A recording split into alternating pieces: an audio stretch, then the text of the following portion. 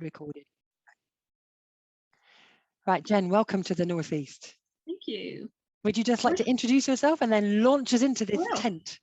I wish I was there. I do love your neck of the woods, but this is the next best thing. So yeah, hello, my name is Jen Jenkins and I am the RE and Spirituality Officer for Coventry Diocesan Board of Education.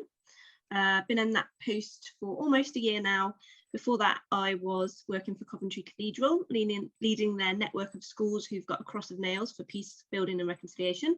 And before that, I was an assistant head teacher, primary teacher, RE lead, English lead, RSC lead teacher at a primary school in Nuneaton in North Warwickshire. So education background. On Thursdays, I am the RE facilitator for Coventry and Warwickshire on behalf of our two local SACREs and the local authorities. So basically anything to do with RE around here comes to me one way or another. So I'm going to take you through this presentation that I've titled Enlarge the Place of Your Tent, Teaching the Breadth of Christianity. And you might be wondering, why have I called it that? Well, so I've taken it from a verse from the book of Isaiah. Enlarge the place of your tent, stretch your tent curtains wide, do not hold back, lengthen your cords and strengthen your stakes. So enlarging the place of your tent, that willingness to create more space, expand your resources and the angles that you're using for teaching Christianity. Don't hold back, overcome the barriers that you may face, time, subject knowledge, etc. Lengthen your cords. There will be tension because you can't teach it all. What could be taken out, replaced, what best suits you and your context. And strengthen your stakes. Secure your foundations for pupils with regards to their understanding of Christianity and go a bit deeper with it. So that's my thinking behind this title. So through this presentation, I hope we're going to identify and do something about some common misconceptions that pupils may have about Christianity. So one of the main ones is this concept of white Jesus. You can see on the right there, the Warner Solomon portrait of Jesus from 1940. It painted Jesus as a white man with blue eyes, and 500 million copies were printed and bought. And this became what my friends at school used to call storybook Jesus, like this idea that someone with flowing hair and white skin and a white robe was exactly who Jesus was, which is highly problematic. Also, that British Anglican Church expressions of Christianity are what Christianity is all about, rather than a worldwide church with diverse expression. The idea of the patriarchy, that Christianity is white male dominated, also can be a misconception that finds its way into pupils' understanding, and also that there might be set ways of doing worship, Eucharist, prayer, when actually there's quite a lot of diversity and difference in the way Christianity is practiced. So I recently found this quote from William Wood that said, the religious expression of their English identity rather than the local manifestation of a universal faith. And I thought that was really interesting for us to think about. Actually, Christianity is a global religion, and this visual that I've found does a really good job of showing us how different Christianity is across the world. Now, it's kind of problematic to imagine the world as 100 Christians. I'm not really sure we should be imagining the world as just being Christians, but in terms of this model, this is how it's been presented. But this is a really interesting graphic that you could use with pupils to begin looking at these different bits of data and what does that actually mean. So for instance, those Christians, 86 have safe water and 14 do not. How do those verses in the Bible about water, about Jesus being like the living water, how are they understood for Christians who don't have clean, safe water? What difference does it make? What if you're a Christian living in an area where there's a lot of gender inequality, there's a lot of disease? How does your experience of Christianity and what you focus on differ because of the context you're in? Then looking at some of those denominations, one of the things I've pulled out is the Orthodox tradition. There's 11 of those 100 Christians would be Orthodox. So it's quite a significant amount, and we don't always find a lot of Orthodox Christianity in our agreed syllabi. I have a little bias, but because I do go to an Orthodox church, so I do know a little bit more about Orthodox Christianity than perhaps you might already. There's some really beautiful things that you can look at, especially with younger pupils, through looking at Orthodox tradition. And then thinking politically, if you're in a country that's corrupt, there's a high level of corruption, what does it feel like to be a Christian there? What kind of church practices would happen there that aren't happening in other places in the world? And just thinking about even recently in Trump's America, how did that idea of religion and politics fuse together and change the face of Christianity for that time period? So we're going to be looking at history, worship, practice, doctrine, covenant, destiny, authority, service, racial diversity. And within the covenant, destiny and authority, we'll be looking at the role of women in Christianity as well. So we'll start off with history. And this is a timeline of church history that I think is quite fascinating. So it shows you how the church developed over time.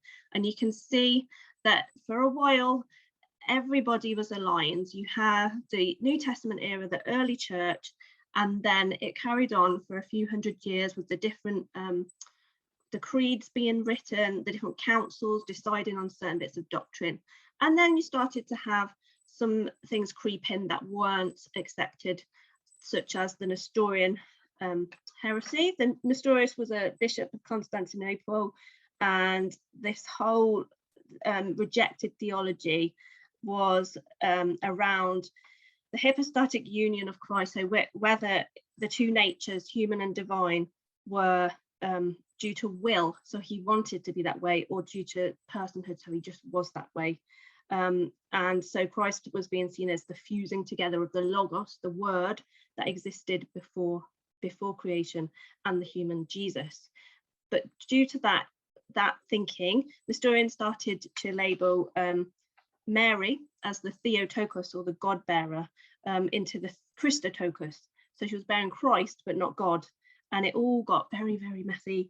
And so his views were actually rejected and branded as heretical at the Council of Ephesus in 431. And so you can see that first breaking off there from the mainstream church history. And then you've got some breaking off the Copts, which is Egyptian Orthodox and Syriac Orthodox breaking off, and it continues until we get to the Great Schism of 1054.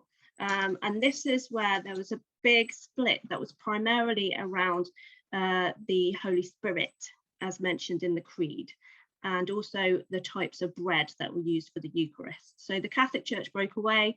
They added what's called the Filioque to the Creed, and that stated that the Holy Spirit came from the Father and the Son, but the Eastern Orthodox Creed retained that the Holy Spirit simply came from the Father. So this is Trinitarian doctrine. And then the Catholic Church decided they would use the unleavened bread in the Eucharist, in keeping with the Old Testament manna from Exodus. But the unleavened bread was shunned by the Eastern Orthodox Church because they wanted to use the leavened bread, which links with the New Testament and also Jesus's parables about the yeast. And so there was this big split. So interestingly, this timeline is told from an Orthodox perspective. You can see the continuation along that existing line from the New Testament era, and then the Roman Catholic Church breaks away. And from that breaking away, we get some of those other denominations that you may or may not be covering in your Christian parts of your syllabus. So you've got the Reformed Church, the Lutheran Church, Methodists, Baptists, the Anglican Church, and the Roman Catholic Church, all growing out of that split from the Great Schism of 1095. So interesting timeline. Some pupils really love this kind of thing, love looking at dates, seeing the differences in the creeds, do some annotation, some real digging into where these differences came from, how they link to biblical texts, and what do those practices look like when you're looking at lived experience of religion. So looking at the Orthodox Christianity now. So for Orthodox Christians, the church is regarded as being like a hospital, and it's a time and a place where you can draw near to God and get your healing for your body, your mind, and your spirit. And so they draw upon the words of Jesus in Luke 5:31, when he said that healthy people don't need a doctor, sick people do. And St. Nicholas I always can't spell this, Velimirovich said, "What is the church if not a place where the sick meet their physician? Those sick from sin come to confess their sickness to God the physician and to find medicine and healing from him who is the true healer, from all human suffering and weakness and the giver of all good things." And so it's this idea that church might be a hospital. That's quite a unique metaphor to the Eastern Orthodox Church, and perhaps not one that your pupils will have encountered before. So sticking with Orthodox Christianity, we'll just move on to worship now, if I can. Seems to have got a bit stuck. Oh dear. Hold on, I'll have to start again. And it's disappeared. Don't you just love it? Hold on. It's usually me that mucks up the tech. I don't know what it was doing then. Let me find it again. It might have decided there was a different route to orthodoxy and had a fit. It might have, or it could be this thing with Warwickshire playing me up. Oh, maybe. Hopefully no. Okay. It's opening it. Sorry. No, there's no worries. Is there anything in the chat that I can answer while I'm waiting? For No, not at the moment. Okay. Not at the moment, but it's really interesting, the whole model of how who thinks they're the true root and how the story of denominations works from there. That's really good. It's being very slow. Come on. Oh, here we go. Right. Let me get back to where we were. Where were we? Oh, worship. Okay. I don't know why it's being so slow. It's annoying. Right, let me get on to... While it's doing that, we have had a question about what is the root of the idea of Eastern Orthodox Church as a hospital. They haven't heard of that before. It is based on that verse that I shared from Jesus, saying that the sick need a hospital rather than the well. So I guess he was challenging those ideas at the time of the Pharisees and the Sadducees. Were they the ones that were closest to God? No, it's the people that were really sick of mind or body or spirit and needed to reach out. And that would have been massively problematic in relation to Hebrew understandings of purity, wouldn't it? Yes. Can you see that now? Is that okay? Yeah. Yeah? Yeah. Brilliant. So one of the things to look at with Orthodox worship, especially with younger children, is how it's very sensory in nature. So looking at the icons, the lighting of the candles, the way that they will bow and touch the gospel with their forehead, this lighting of the incense, and the singing, the chanting, the repeating of prayers and songs, all very sensory. So when you're exploring an Orthodox church, either through a visit or through looking at images like this, then getting pupils to match up their senses with the different things that are going on, and linking that back to that whole idea of the church being for your body as well as your mind and your spirit. So all of you is there in attendance in your worship. Let me have a look. Okay, just checking the chat. Could see about 5 things. Checking I'm not missing anything. So here we have some icons from my church and from my home. So you can see this is my church in Rugby at the top, and that's some of my icons on the top right.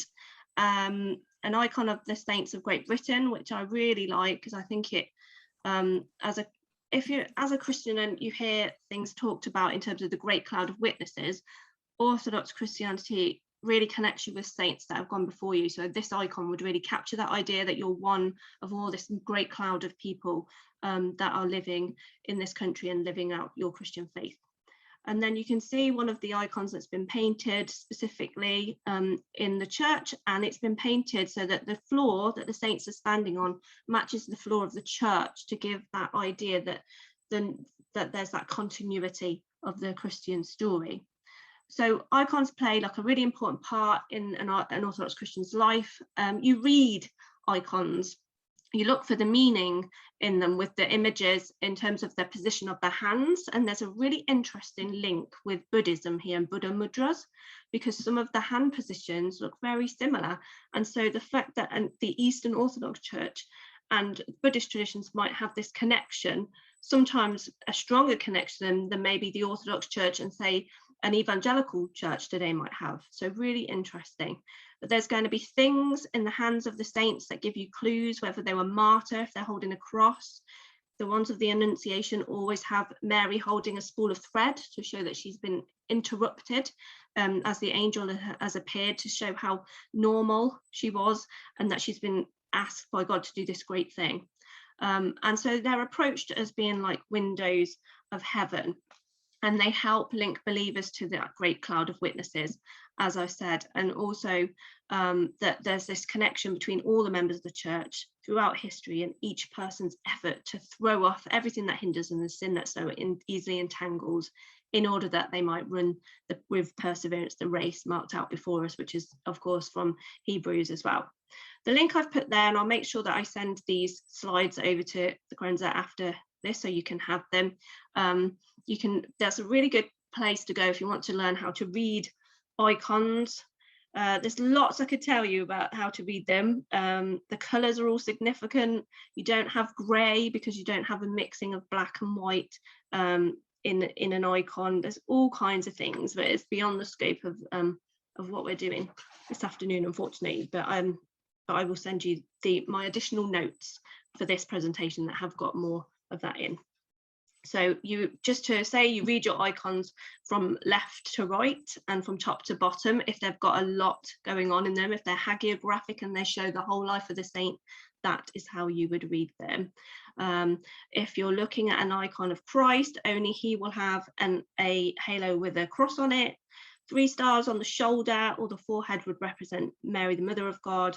And as I said, having something, a cross in your hand, indicates that that person was a martyr. So Orthodox Christians will venerate the icons. They're not worshipping them. They're venerating them.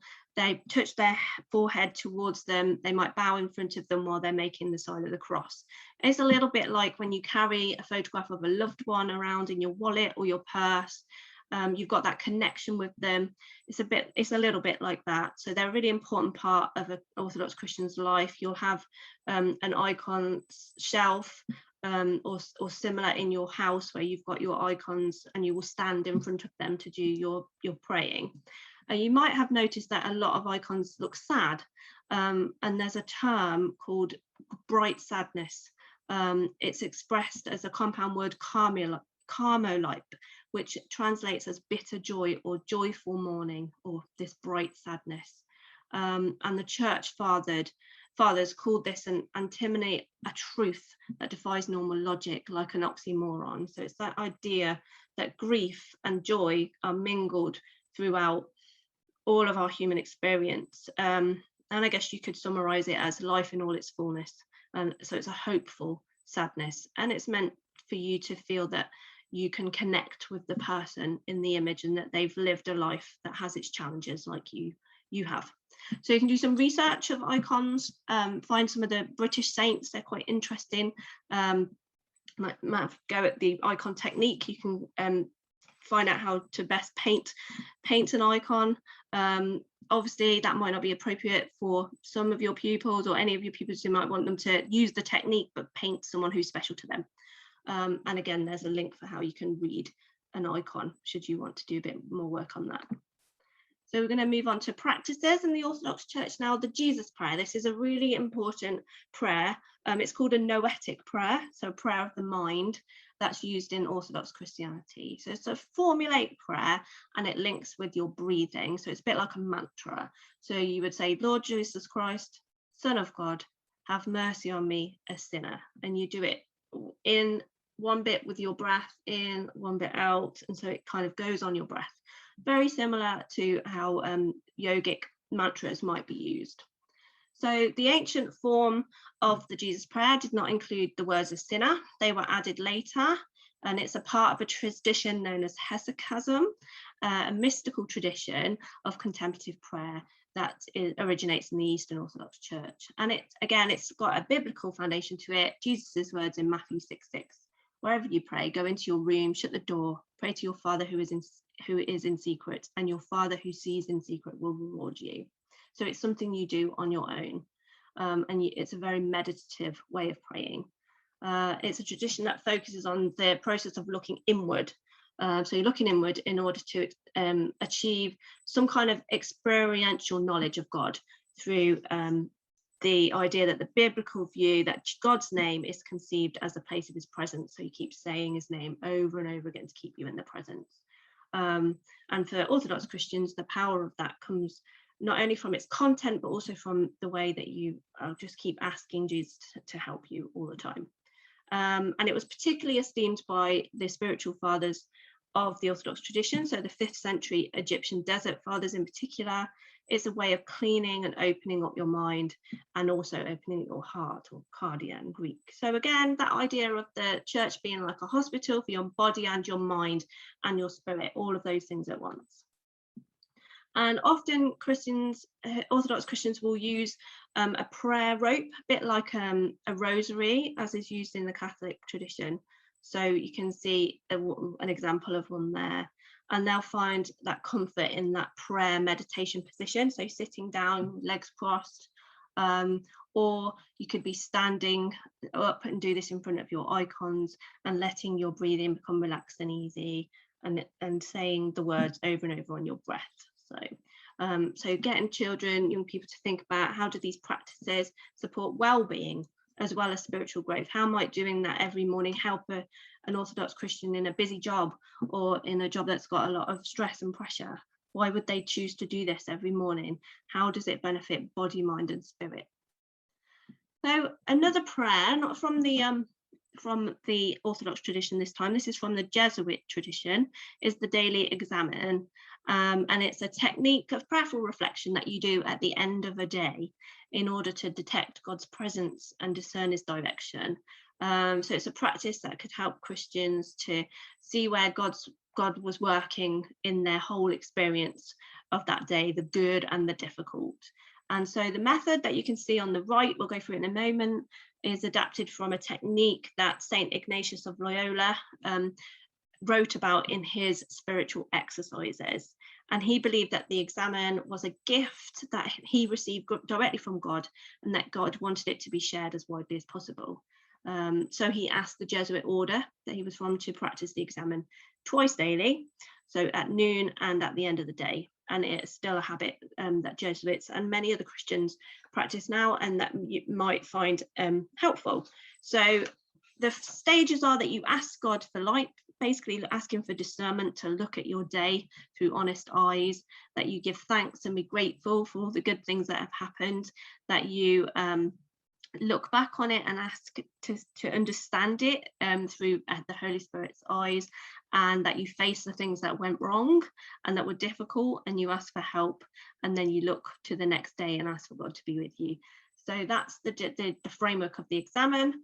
Again, that might not be suitable for you to do in your setting, but the concept of taking some time at the end of the day to go through what was good, what was hard, what did we learn, what about tomorrow, is one that you could talk through with pupils, and they could see the merits and discuss whether that would be helpful and why someone would want to do that. So we'll move on to doctrine. So we're going to think a little bit about the Trinity. It's a hard one to do with children. I'm just going to check the chat. Okay, yeah, shall we come back to these at the end? Yeah, you can do if you'd like to. That'd be really useful. The other thing is that, you know, Katie Gooch, we've just got a brand new bag based on some work that Katie's done on explaining the Trinity using hand movements. It's fabulous. That's just being launched now.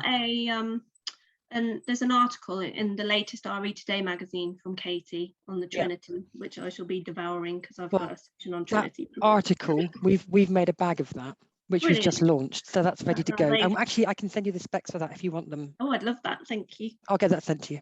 Okay. So the Trinity, word of warning, however you try and explain this to children, there's a good chance you're going to end up falling on one side or another in terms of how you explain it and whether it's heretically explained or not. So my riders, just don't don't worry. To make it simple enough for them to begin to get that concept is the main thing. So what I want to pull out from this is that the Trinity is a model for human relationships and living well. And it is a Christian doctrine that teaches that God is a Trinity and we are made in the image of God, so Imago Dei. And for some theologians, this whole concept of 3 in 1 is explained through this Greek term, perichoresis.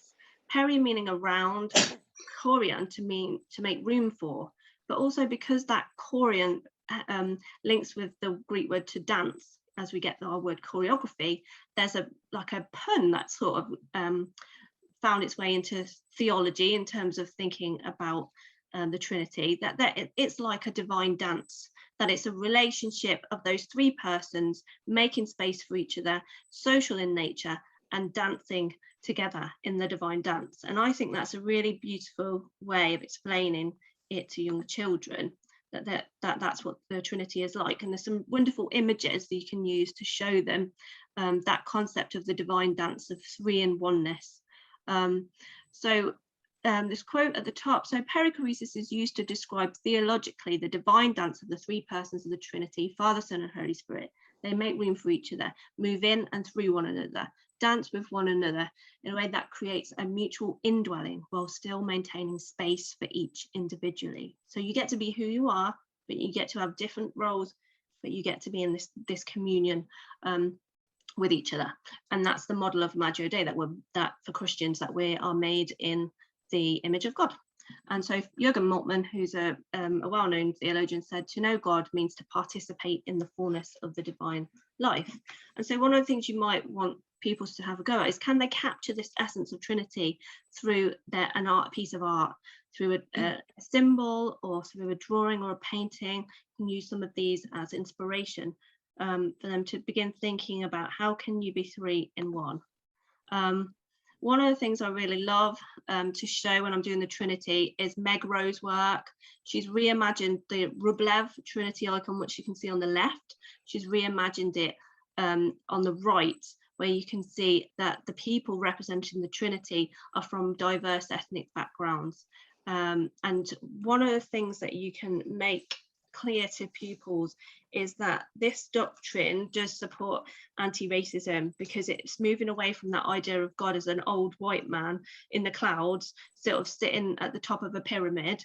So it's not about triangles and pinnacles and hierarchies, it's about circles, and it's about inclusion and diversity in that concept of the divine dance. And there's social implications from the doctrine of the Trinity. So humans are made for community, roles in relationships are good, unity and love go together. So you can look at lots of different images of the Trinity and see how is that concept being captured, what is being communicated through each piece, what's different, what's the same, and how can that idea of community in God be shown through artwork. So there's a good article by Richard Rohr on how the Trinity dissolves racism, if you're interested in that. If you want to see some more of Meg Rowe's work, she has a gallery of her work titled Trinity After Rublev's series, and you can see some of the different ones she's done there. So we're going to move on to women in the Bible now, which I think is really important, as we want to be checking our curriculums for and making sure that we decolonizing them. We also want to make sure that we've got women represented when we're presenting Christianity as well. So one of the key people to include in your curriculum, if you can, is Ruth. I haven't got time to go through the whole story of Ruth. Hopefully you're familiar with it. Basically, she's a young Moabite woman who was married to an Israelite husband. He died, his brother died, and his father died, leaving her and her other sister-in-law alone with their mother-in-law, who's called Naomi. And Naomi, there was a famine. Naomi wanted to go back to the land of Israel. The other daughter-in-law decided she would stay in Moab because Naomi had said she could do that, but Ruth said no, she will go with her. And so it's a story of loyalty and covenant, where Ruth is rewarded for her loyalty, because when she gets to Israel, she is introduced to the kinsman redeemer of their family. That the kinsman redeemer is the person, the Bible says, that must marry whoever is left, the wife that's left a widow. If they're in your family, it's that person's job to do that. And so she's introduced to Boaz, and she ends up marrying Boaz, and they have a son, Obed, and from Obed comes King David, and then from King David comes Jesus. So Ruth manages to through that moving to Israel with Naomi, manages to get into the genealogy of Jesus. So her story is one that's very interesting. It protests the laws that forbade Jewish men to marry foreigners. So Boaz does marry her, and it's her covenant with Naomi that really matters, and not her nationality. And some could see it as a foreshadowing of Gentiles becoming Christians, as we find in the New Testament. So you get these 4 stages, 4 chapters. Naomi and Ruth go to Bethlehem. Ruth meets Boaz. Ruth proposes marriage to Boaz, and Ruth and Boaz marry, and there's a happy ending. And then she's listed in all the people who are in the genealogy of Jesus in Matthew. If you want significant information about women of the Bible, I recommend www.womeninthebible.net. There's lots and lots of interesting information on there. But one of the things I think is really important to pull out of this story, and it's really relevant, is that link with forced migration. And that this bit I've built on the work of Susanna Snyder from Oxford. She did a presentation on this, and I found it fascinating, so I've built it into today's presentation. But there's a key question: what do Ruth 3 and 4 tell us about forced migration and how Christians should engage with migrants today? And so that book of Ruth is instructing Israel on boundaries and outsiders and how they have to respond. And interestingly, it was written at a precarious time for Israel, and when they were quite vulnerable to political pressures and powers, and they were struggling with their own identity. So knowing the historical social context is quite important to understand what's going on in this book. So it's asking Israel to think about who are they, who are others, who's a threat, and how does identity fit in with who they think they are. So who should be included and have access? Who do they give the rights of the land and the power to? And who should be excluded? And these are still key questions that are asked now regarding refugees and migrants. And so it's a good springboard into talking about Christian perspectives about those things. So it's quite a good one if you've got children who are really up on social issues, they really care, and you want to try and make Christianity relevant for them. So who is Ruth? Where is her value? So the genealogy shows that she's a newcomer, she's a bringer of new life, but is she a model minority? Who is she? You can look at the commentaries and you can see how she's variously presented as a perfect, kind, loyal immigrant, a bit of a go-getter, someone who's using her feminine wiles to trick Boaz, or even the enemy Moabitess who's managed to get into Israel's ranks. She only starts talking in chapter 3. She's quiet in there's nothing from her in chapter 1 and 2. She speaks in chapter 3, and then she's silenced and back into submission in chapter 4. And her child is actually taken by Naomi at the end of the book. So it's really quite an interesting book. But you can see that her story blooms at a time when that is dry and a bit of a struggle for Israel. So contextually very interesting. And some art that I wanted to show them, what you might want to use if you're looking at Ruth. So this is called Impenetrable by Mona Hachum.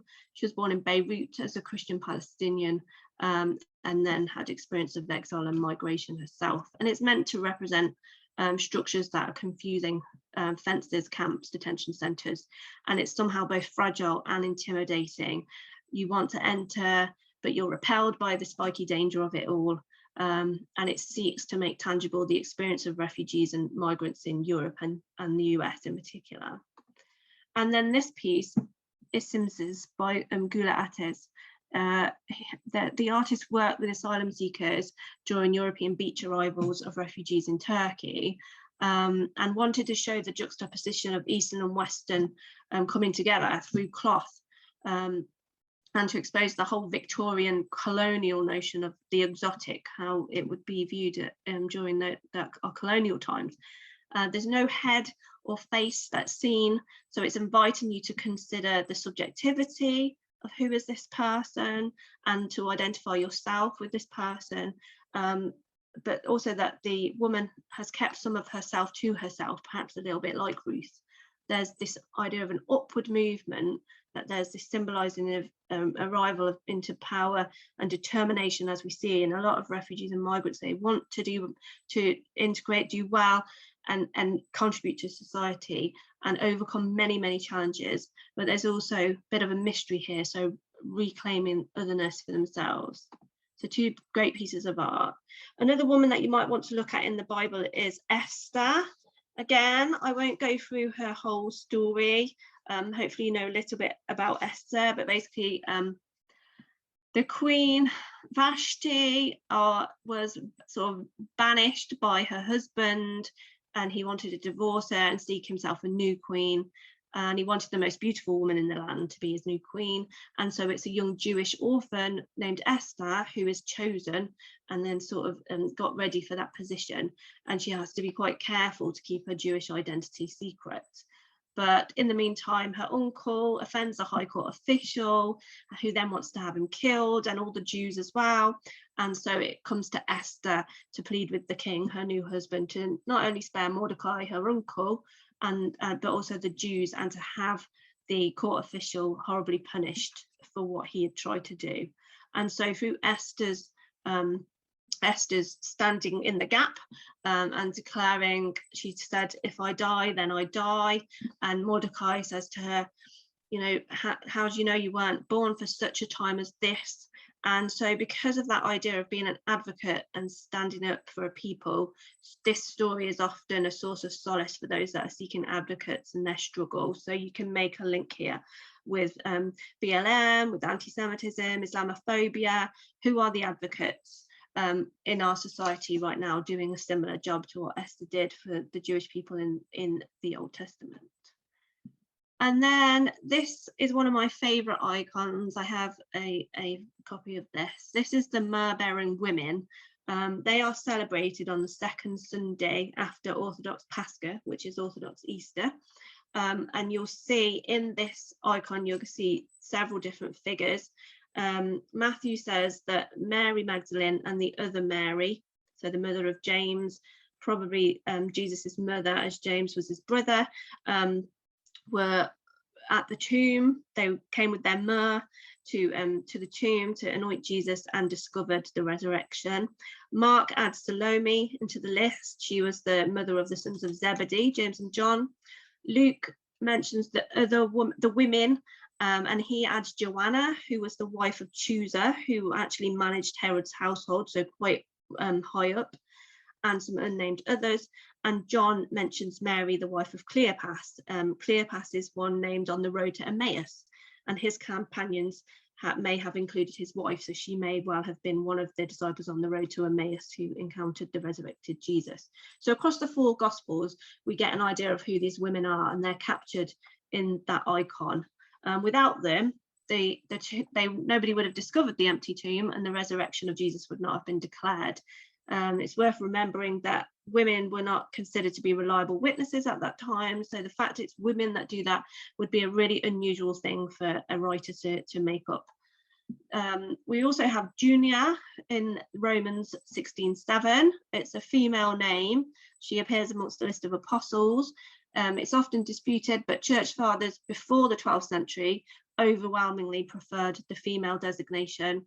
John Chrysostom wrote, "Oh, how great is the devotion of this woman, that she should be counted worthy of the appellation of the apostle." So until the 12th century, she was definitely a woman, and then after that, she miraculously turned into potentially a male apostle. So it's worth talking to children about why would that have happened. Then also in Romans, Paul refers to Phoebe, who's a servant of the church at Coventry, and also Prisca or Priscilla, who works with her husband Aquila as fellow workers of Paul in the letter to the Romans, and she is further mentioned in Acts 18. So there are lots of women in the early church right at the beginning of the story of Christianity, so it's worth mentioning them. Sorry if you can hear my son, he's shouting. We're going to go on to service now and think about Methodist Charities, because I've included this because I wanted to have a charity that schools could look at that wasn't your obvious ones like Christian Aid, Save the Children, etc. So this one is called All We Can, and it's the Methodist Relief and Development Fund. It's a Methodist charity that has served the most marginalised of people on earth for the last 8 decades. And it actually began when a group of Methodists answered the call of refugees in Europe in the 1930s. And it was founded by a Methodist minister named Henry Carter. And he felt that the church had a responsibility to respond to the refugee crisis in Europe. And so he pioneered what was originally called the Methodist Refugee Fund, or the MRF. Since then, they've done things in Hong Kong and China. They've worked in West Africa, Jamaica, Tonga, Haiti, and Nigeria in the 60s. They were heavily involved in the response to the 2004 tsunami, raising £1.5 million in aid. And in 2014, the charity became All We Can, which is based on the speech by Methodist founder John Wesley, which you can see in the middle. He said, "Do all the good you can, by all the means you can, in all the ways you can, in all the places you can, at all the times you can, to all the people you can, as long as ever you can." And hence that's all captured in the title of the charity. And it identifies its core values as being love, collaboration and integrity. And you can do some research with pupils around this charity. They can create their own leaflets for this charity, get in contact with them, and find out what they do, maybe invite a visitor in, link it to John Wesley himself, link it to the Bible and teachings of how Christians should take care of each other.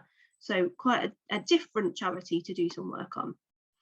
And we move now to racial diversity in the church. So for this part of the presentation, I did seek out our Black church representative on our SACRE to give me what she felt was the most important information to put across about how the Black churches in the UK originally came to be.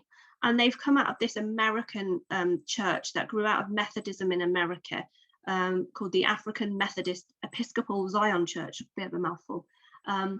But it came from out of the merciless enslavement of our African forefathers, is how they would describe where the roots of their church came from. And the origins of the church can be traced back to John Street Methodist Church in New York City in America. Following acts of overt discrimination in New York, such as Black parishioners being forced to leave worship, they were not able to take communion, they're forced to sit at the back of the church. Many Black Christians left to form their own churches. And so these early Black churches in the US still belong to the Methodist Episcopal Church denomination, although their congregations were independent. And the fledgling Zion Church grew, and soon multiple churches developed from that original congregation, and those churches were attended by Black congregants but ministered to by white ordained Methodist ministers. And we see this a lot still in society, where you can have a lot of Black people in the community, but the leaders are white. And for some people they term that the Guinness effect, which I think is a good visual for what's going on. So this was happening at the start of this church, and so there was a debate raging in the white dominated Methodist church over whether they should accept Black ministers. And that debate ended on July 30th, 1822, when James Barrick, and you see the drawing of him there, was ordained as the first bishop of the African Methodist Episcopal Zion Church, and as a newly independent denomination. And so some key activists for civil rights were members of that church, and they preached really passionate abolitionist sermons at that church, and women were afforded leadership roles within the church. Their worship was often a lot louder, lots of thanksgiving, praying in tongues, dancing, jubilant singing, and preaching more often than not was focused on social justice. And one of the things that it's interesting to do, if you can get a visitor from the Black church to visit your classroom, is to ask them to talk about how their approach to Jesus might differ from a predominantly white church, because a lot of the approaches to who is Jesus and what has he done and how does salvation work go through the lens of Moses instead of through the Pauline lens, through the letters of Paul and the idea of personal salvation, through social salvation, through the way Moses delivered and liberated the whole people. And so there's a real social justice lens to the way in which they approach Jesus. There's an interesting thing to find out more about if you can get some good visitors into your classroom. And I also wanted to include Kwanzaa because Anne-Marie, who is our Black Church SACRE member, wanted me to really communicate this idea that I'd never heard of, that there's this whole festival that goes on that a lot of African Americans and also UK Black Christians might choose to celebrate, called Kwanzaa. And it goes on from the 26th of December, so Boxing Day, to the 1st of January. And it was actually introduced by Dr. Maulana Karenga as a festival in 1966, as a bit of a ritual to welcome the first harvest to the home. And in some ways, it was a response to the commercialism of Christmas. Many Black Christians and churches will choose to celebrate Christmas and Kwanzaa, but it is controversial for some. Some find that it's too religious, pseudo-religious. It's that it's setting up a us not you type approach, and also the founder was found to hold a criminal record for assault and false imprisonment, which also made some people question whether this festival was a good one. But for many, it's about celebrating the 5 common sets of values that are central to the activities of that week. So the ingathering, we can see that links to the harvest, reverence, commemoration, recommitment, and celebration. And each day they will light a candle that links with 7 principles. They are based on Swahili words: unity, self-determination, collective work and responsibility, cooperative economics, purpose, creativity, and faith. So each day they'll light one of those candles to signify one of those principles. And you can see the picture of the candle there. They have 3 for red, which represent 3 are red, which represent blood. 1 is black for the people, and 3 are green for the earth and the hard work of the harvest. And in some ways, you might see that there's a bit of a similarity in terms of remembering, celebrating, Thanksgiving, bit of a similarity with the Jewish festival of Hanukkah. So you might want to have a look at the similarities across those 2 festivals and why people would choose to hold those festivals and how that might connect with the history of those people. And so on the last day, gifts are exchanged, and then there's a big feast, a big banquet of food with cuisine from various African countries. And there's a link there to a YouTube video where you can find out a little bit more about Kwanzaa. I wanted to make sure that you were aware that many of the early church fathers, the original Black theologians of the church, were Black, and they came from Africa. Because it often appears that Christianity has got no African connections, except for the links of the church with slavery. But actually the roots of Christianity are partially African. The Holy Family fled into Egypt during Herod's persecution. There's several Black figures mentioned in the New Testament. So, for instance, the Ethiopian eunuch in the Acts of the Apostle, who becomes an early convert to Christianity. Simon of Cyrene is in modern-day Libya, who helped Jesus to carry his cross in the Gospels, and Simeon the Niger, who is mentioned as one of the disciples in the Acts of the Apostles, are just 3 examples. But we also have the early church fathers who helped to establish the church after the apostles, and they included many from Africa. So you can see here we've got St. Augustine of Hippo, St. Cyprian, and I cannot for the life of me remember who that's one is. I apologize. If you want to look at that link, urbanfaith.com, the faith of our fathers reclaiming the North African church fathers, really good article about who these different church fathers were and the important doctrines that they brought to the church. And one of the things I'd love to see change is that they would have, in those Bibles where you have the maps, that you have all these journeys all around Paul's journeys, but you don't have Africa. It's as if Christianity just came out of Europe. So that would be something I would hope that producers of Bibles in the future will change. So these are some of the church fathers and what they did and how they moved Christianity forwards. And when we tell the story of Christianity forwards, in keeping with global history, instead of looking backwards through the lens of slavery, becomes really obvious how important the church fathers were. And so we have Demetrius, who was the Bishop of Alexandria, Clement of Athens, who was Christianity's first systematic theologian, Origen, who was an African theologian known for writing over 6,000 books. Didymus the Blind invented a script for the blind as well as biblical commentaries. Tertullian founded the Carthaginian theological school in Egypt. He introduced the terminology of Trinity into the Christian vocabulary, and he's also an activist. He led a mass uprising and demonstrations against Jewish and pagan attacks on the church. Cyprian was an accomplished lawyer and professor, and he influenced Augustine of Hippo. And he is held up by Catholics as being the most preeminent Christian theologian who developed the concept of original sin. So one of the final things I want to say is to remember that image that I showed you near the beginning of Warner Solman's White Jesus portrait, and all those millions of copies that were sold, and that the illustrations in children's Bibles can quite often lead to misconceptions that Jesus was a white European man with flowing blonde hair. So I think it's really important that when you're teaching Christianity, that you try to use diverse images, and that you explain the historical, geographical context of who Jesus was, that he was Jewish, that he was born in the Middle East, that he wouldn't have had white skin and blonde hair, basically.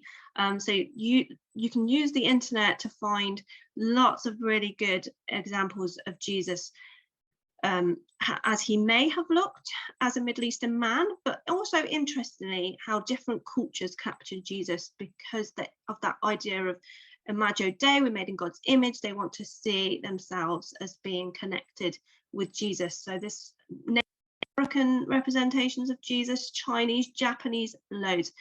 Really interesting to look at with children, talking about why they want to see Jesus in the same manner as how they look and how their culture is represented, and also solidifying that idea of a Christianity as a global religion.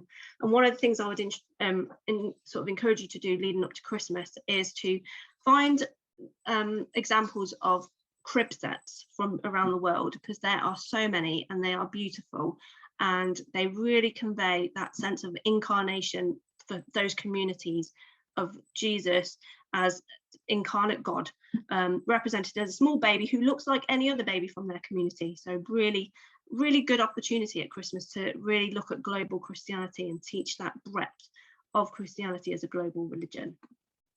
So hopefully we've enlarged the breadth of our tent through looking at Christianity together. We've looked at church history and Orthodox Christianity and Orthodox worship and icons. We've looked at the examen prayer from Ignatius of Loyola, the doctrine of the Trinity and that idea of it being inclusive and diverse, and that the divine dance making room.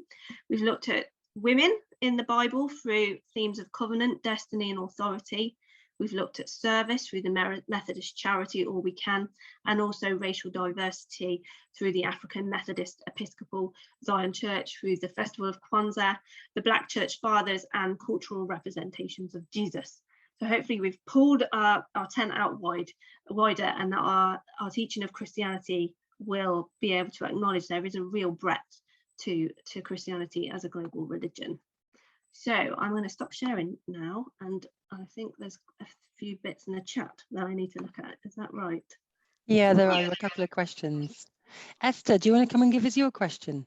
By all means, while Esther's getting ready to ask her questions, if you've got any other questions, pop them in the chat now, or if you're a talker rather than a writer, you can just message me and I'll bring you in. But that's an even broader tour than the last time I saw that. Thanks, Jen.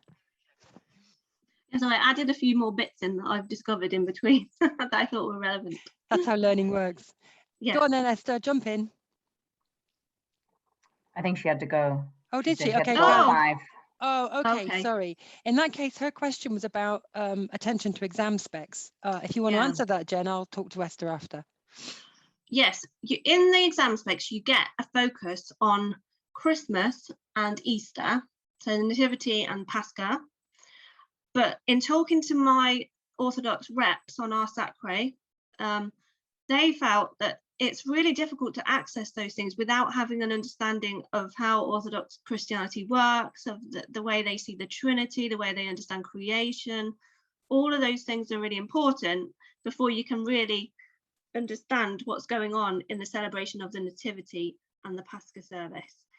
If people are interested in the Pascha service, I've got a narrated PowerPoint that takes you through the whole of Holy Week from an Orthodox perspective. I'm happy to share that with Esther as well. But yeah, I think it's in there, and it's in there in the A level. It gets a bit of a nod in some of the GCSE specs, not so much, but I think it's hard to just look at Orthodox Christianity simply through those two festivals when there's so much more to understanding what it is. So I think it could, if to be understood properly, there needs to be a bit more of a breadth to it. It always comes down, doesn't it, to depth of knowledge and being able to contextualize it so you understand what you're doing. Okay, that's brilliant. What I'll do is I'm going to put you in touch with Esther separately because of her role in the exam board. I think she'd probably want to talk to you. Yeah. That'd be really good. Okay, Kaz, you had a question. Yeah, thanks, Jen. That was really interesting. And such a breadth of things. I work for Christian Aid, so I can't say we can only look at all we can. Christian Aid is a great charity to study as well. And a really interesting contrast I was just thinking was obviously Christian Aid has 41 sponsoring churches, so looking at a kind of ecumenical approach as against and which works. Anyway, my question was about orthodoxy, and again, being challenged by some of my colleagues who are Eastern Orthodox, sorry, Ethiopian Orthodox, and I was just really asking a question around that. What would you see as the core differences between sort of European Orthodoxy, I suppose, and other traditions? I'm going to say that I don't know enough to answer that question. What I do know is that you can see a difference coming out in their icons. So the Ethiopian icons are very, very different in nature to the Eastern Orthodox icons, and almost if you were going to choose an image that's more child friendly, you would the Ethiopian Orthodox icons are really accessible, beautiful, done in earth tones, so really connecting with the idea of the land, Ethiopia being one of the oldest Christian nations in the world. One of the things that is really important is baptism and the Eucharist. There are videos you can watch online of people climbing up these really steep hillsides to get to the little chapel so that they can take communion, this once a year, or to have their baby baptized. And so I think that how important those things are really central. Not that they're not important to Eastern Orthodox at all, but that the fact that it might just be once a year that they're going to do that, and they're going to have to go to these extreme lengths to do it.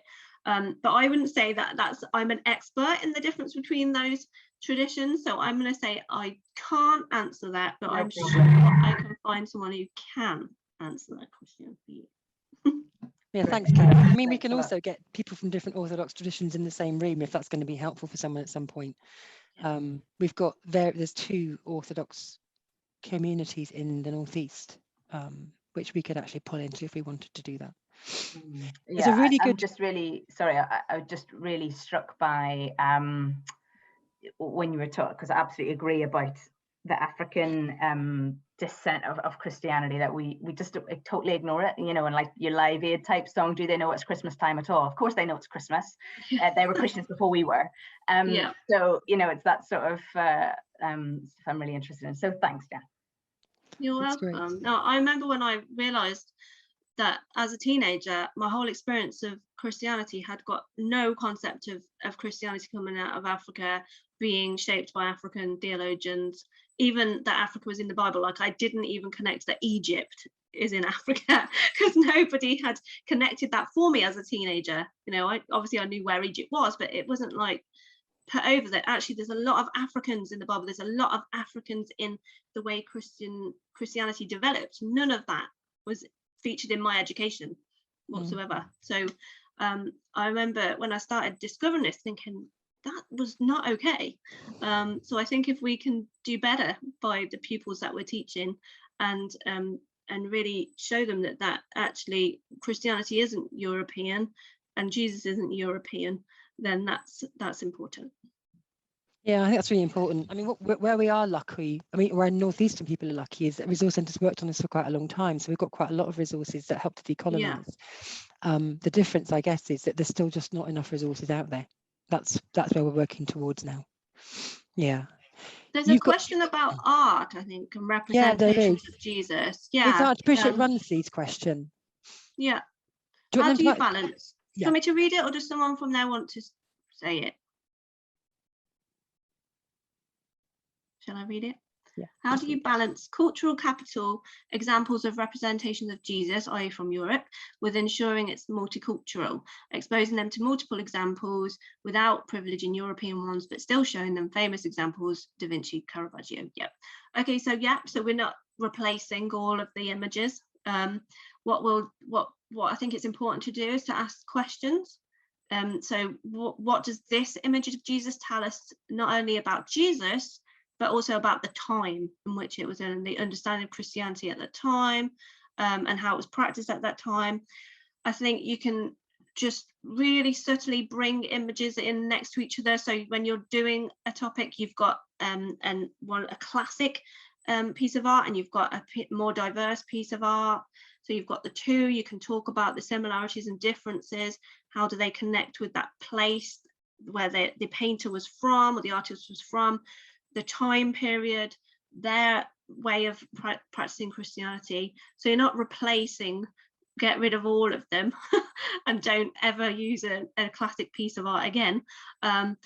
Absolutely, they still need to be aware of that. They're story holders, those pieces of art, because they're telling us something about how Christianity and society and politics all mingle together during the thousands of years since Jesus's birth. They're important. They're not to be got rid of.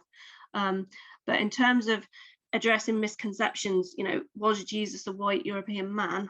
I think that absolutely needs to be addressed, and it's quite important to do that.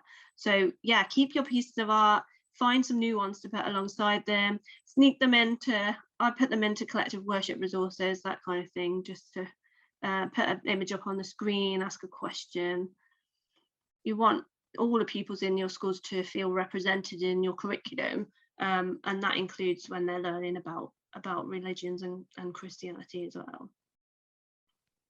I think there's also a bit about structural racism, in that we can work with children on how they're seen and how they would like to be seen, because sometimes images of Jesus are not those representative of those communities. They're what they think is the best thing that they're supposed to be portraying, and that's a whole level other of getting in there. Jen, that's brilliant. I'll just say, bear with some resources that need to catch up. You may find you've got resources that now they need to be looked at again, and they will, I'm sure they will be over the next few years. But if you've got a resource and you think, oh, it's not very diverse, or this is going to put a misconception over, then go ahead and sort of do the tweaks you need to do. But the Resource Centre also has, and it's been boring in the chat, but the Resource Centre also has 2 boxes of books for children featuring children of colour in relation to RE, and we can send you that list if you want it. We've also got developing bags on North African saints who are black, with images that are black. We've got eggs and things that are now black rather than just being white.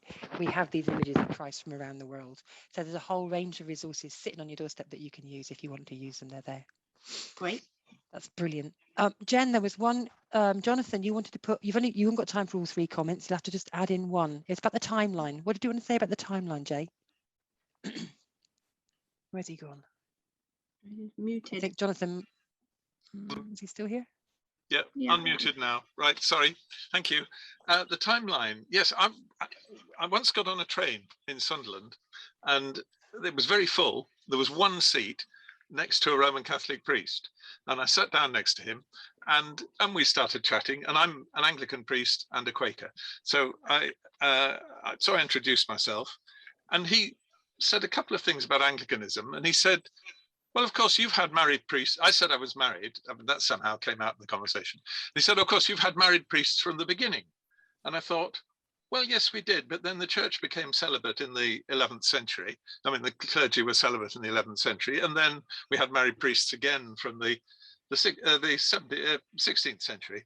And I realized that what he meant was from the beginning of Anglicanism in the 16th century.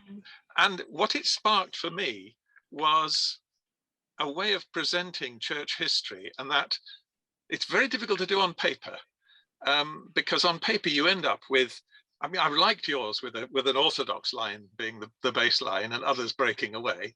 And I can see why you have that. I'm looking at your image on a big image here, and I've got two screens, you see. And so I'm nodding at you there, and of course you can't see I'm looking at you. But it struck me that almost all Christian traditions think they have a direct line back to Jesus. And what I created was a sort of network image of church history with string, enormously complex. I've got it on a shelf above me up here, wound up around a bit of cardboard. But I did try it once in church. We got in an enormous jumble in the end. But by giving people different pieces of string to hold, and at different times in the story, getting to them to pull their string tight, so that it ran straight back to the altar in the church we were in. And the others were then all branches off that individual straight line, because it really is true that most Christians can see an obvious straight line development from Jesus to them. And the branches like the Orthodox Church, I mean, if one's a Methodist, for example, branches like the Orthodox Church or the Roman Catholics have gone astray from the truth, which is the straight line back. And I was really rather proud of that. I thought it was quite a good image to develop, because that's about trying to get people to understand how different churches perceive the pattern differently. It's really what I'm after, because we don't all see ourselves as being a breakaway that turns to the side. No. And that's what's really hard for teachers, isn't it? It's really hard for teachers who Yes. aren't familiar with the tracks to know where they're standing. Yeah. But it's like art, I guess. You've got to choose where your standpoint is and being able to describe that before you say what your journey is. That's really interesting. Jen, is there anything else you want to tell us before we run out of time? No, I don't think so. I think I'll send you my notes that go alongside the presentation. There's a bit more in there. And I'll send you the slides and you can do what you like with them. That's awesome, Jen. What I'll do is I'll send out the slides and I'll send out some bits of the chat as well. I'll try and edit that at some point next week. That's really lovely. And then before we go, because Jen is a friend as well as everything else, I am not going to not mention Jen's lovely book. So you may not know her as an RE advisor, a teacher, a woman who runs around like crazy, and a mum, but just tell us about your book, Jen, before you go. Go on. So it's a book about 3 women who lived through the plague at Eyam in Derbyshire in 1665 to 1666, which I wrote when I was furloughed last year, because I'm not really built for furlough. I had to do something. So I've been doing lots of research. I used to teach Eyam and the plague to my year 2 classes. So I'd always been fascinated by this story, and I thought I'm going to write it, because I'd done a 1.5 year research by that point. And so I wrote it last year, and then I've had it published. So I've been getting all my RE friends to buy it, like Kwanzaa, to buy it and read it. But I think it's getting good reviews, so I think it's okay. I mean, I'm saying this not because I know you, but because I'm feeling guilty for not writing the Amazon review yet. But there are some beautiful pieces of writing in it, and I tend to put little post-it notes in when I find beautiful sentences. Thank you. So if you're interested in women, and if you're interested in the church at a time of crisis and how it might behave, this is a stunning book to read just for your own fun, if you're sick of reading all these stuff. Thank you. It's called 3. Yeah, 3. And I'm really glad that you introduced it, because I would have said Eyam wrong. I've got it as Eyam. I'll have to check with them when I was at Eyam. Yeah, that's really good. All right, lovely. Well, I'll stop the recording, and I will get this edited up and shared out with everybody as well.